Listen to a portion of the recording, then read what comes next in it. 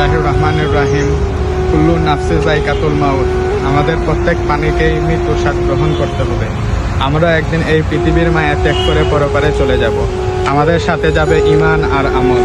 পৃথিবীতে যারা ধন সম্পদ টাকা পয়সার মালিক তাদেরকে জীবিত থাকতে ধনী ধরা হয়, কিন্তু মৃত্যুর পর এসব কিছুই কাজে আসে না।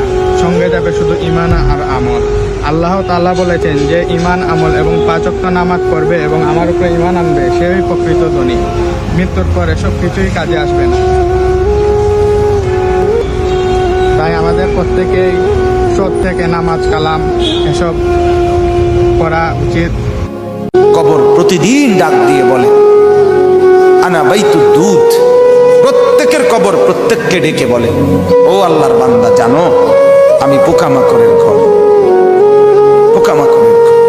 তুমি তো সেই বান্দা যে একটা মশা কানের পাশ দিয়ে উড়ে গেলে তোমার ঘুম বন্ধ হয়ে যায়, চোখ মিলে যায়। একটা মশার গুনগুন আওয়াজ সহ্য করতে পারো না।